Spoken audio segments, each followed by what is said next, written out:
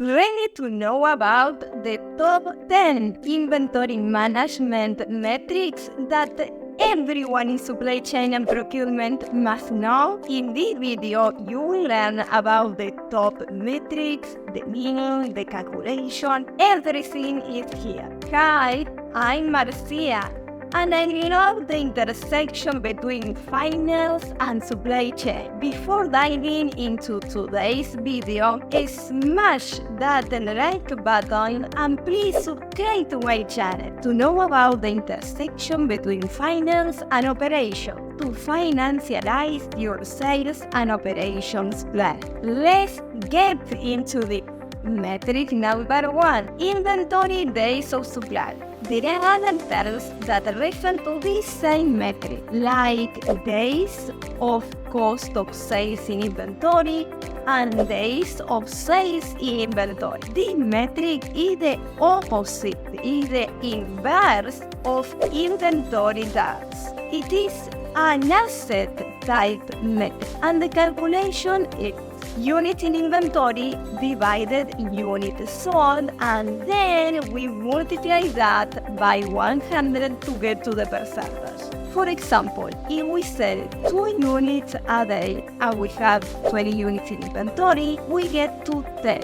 10 means that we are keeping 10 days of sales in inventory. Ready to go to metric number 2? Metric number 2, inventory turnover. This metric shows how fast or slow inventory is moving. And you know, inventory can transform in a positive or negative way in the profit and loss statement, in the P&L. It can transform in profits or in losses. The longer we keep inventory, the higher chances of a negative transformation in the P&L. The calculation of the inventory turnover metric is cost of goods sold divided by average inventory. An average inventory is the sum of beginning inventory plus ending inventory divided by 2. The higher this metric, the better. Metric number 3, cash conversion cycle. This metric measures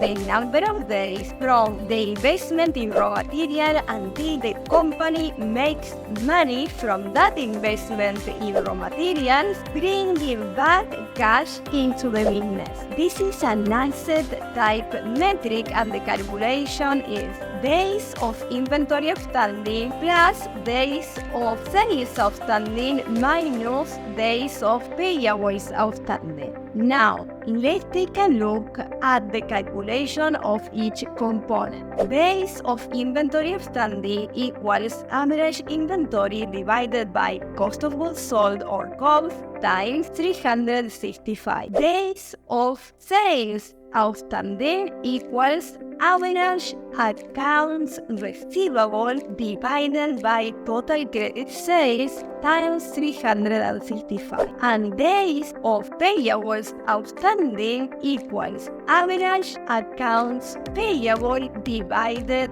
by cost of goods sold, or COGS, times 365. An example.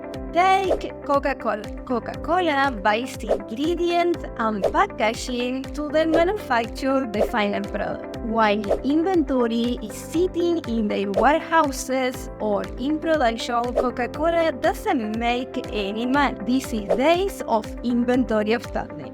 When Coca-Cola sells to Walmart, Walmart may not pay Coca-Cola right away. While Walmart doesn't pay Coca-Cola, Coca-Cola doesn't make any money either. This is days of sales outstanding. On its side, Coca-Cola may not pay its suppliers right away or immediately. It probably has contract in place with agreed payment terms, and during that time, Coca-Cola can keep its cash and put inventory into use. This is days of payables outstanding. The shorter the conversion cycle, the better. Coca-Cola has a negative cash conversion cycle. This means that Coca-Cola receives payments before having to pay its supplier. That's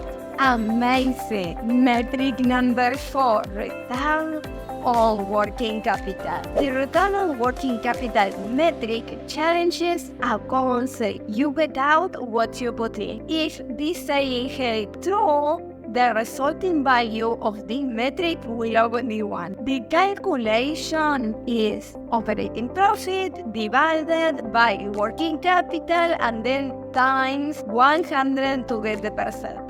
To get the operating profit, you need to go to the P&L. To get the working capital, we need to make some calculations of the balance sheet. Working capital shows if a company has cash and other liquid assets, including receivables and inventory, to meet its short-term obligation. The calculation is current assets deducted by current liabilities. Current assets are those that turn into cash in less than 12 months, and current liabilities are those that are due in less than 12 months. Once we get the working capital calculations, we calculate the return on working capital. For example, if the operating profit is $10 and the working capital is $100, the return on working capital is 10%. Metric number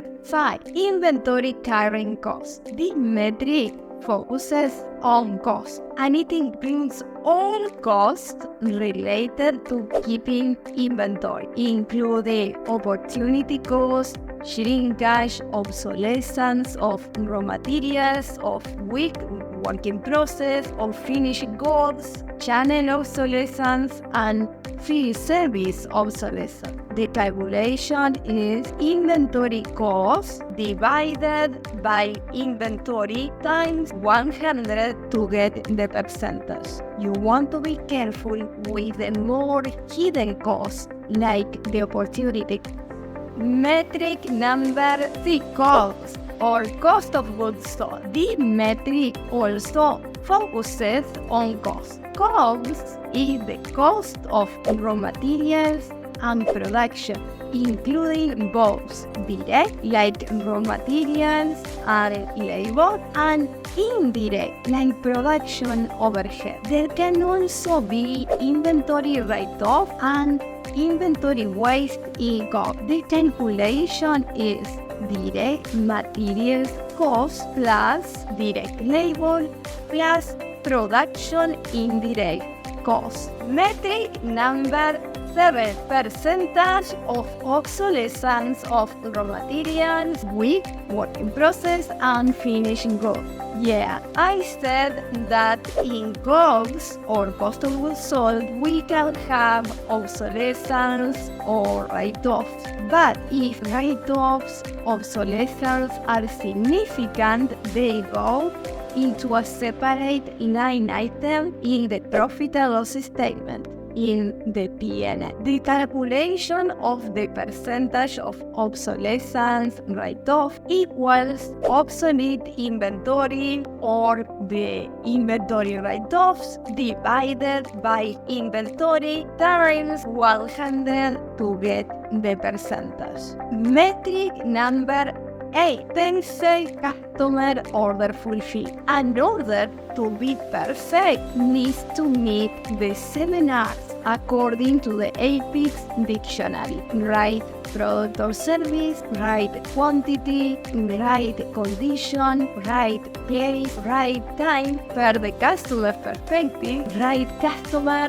and right cost. In addition to meeting these 7 R's, the order needs to have all the proper documentation in place. For example, the packing list, commercial invoice, bill of lading. The calculation of the perfect order equals the number of perfect orders divided the total number of orders. Then we do times 100 to get the percentage. Metric number 9, inventory accuracy. Can we trust information in an ERP system or in a WMS, warehouse management system? The inventory accuracy metric attempts to answer this question. In performing cycle count, teams compare the results of the physical count against the information in the system. Those that match are accurate. The calculation of the inventory accuracy metric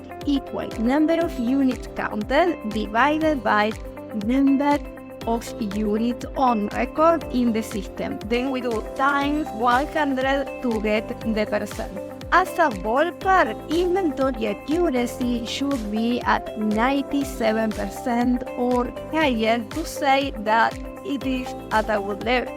Inventory accuracy implies a match in units, lots, or batch numbers and location. The criteria are stricter than those in finance. For example, for finance, it's enough to have a match in unit. It doesn't extend to lot numbers and to location. For example, if the system says that we should have 5,000 units in the main warehouse, then per the physical count, we got that we have 4,500 in the main warehouse and 500 in display. For finance, as the match is in units only, this means 100% inventory accuracy. For supply chain, this means 90% in inventory accuracy because there's a mismatch in the location. So the calculation is 4,500 divided 5,000 times 100. Metric number 10, customer fulfillment cycle time. The customer order fulfillment is a full cycle, like a washing machine doing a load of dirty clothes with tough stain to remove. The customer fulfillment cycle is the sum of different cycle times. The calculation is the sum of the actual cycle times of the orders delivered divided the total number of orders delivered times 100 to get the percentage. You may be wondering which cycle times are included. Well, we have source cycle time, order cycle time, transform cycle time, fulfill cycle time, and return cycle. Wow! We have covered the top 10 metrics for inventory management that everyone in supply chain and procurement must know. You are ready to crush it, but before you go, smash that like button and subscribe to my channel to know about the intersection between finance and supply chain to financialize your sales and operations planning. See you in the next video.